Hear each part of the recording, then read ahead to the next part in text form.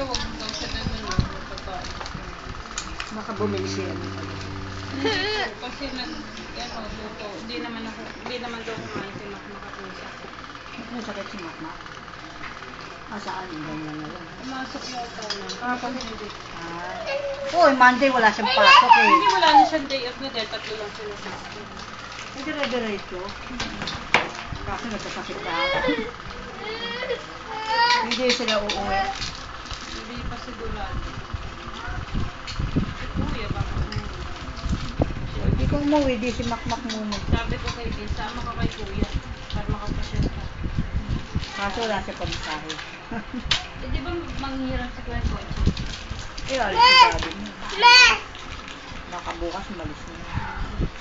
Baka hindi. Hindi, wag na to. Wala sa sakyan. Sayang naman, di ba? Hindi ka na kay ate. Pamasahe mas mura kaysa mag-kotse ka. Mag-commute na lang siya. Pwede na siyang bukas uwi na lang siya, diba? Uwi na rin daw. Uy, meron matapon sa basura. O, tingnan mo. Tinapon may laman. May laman pa yun ah.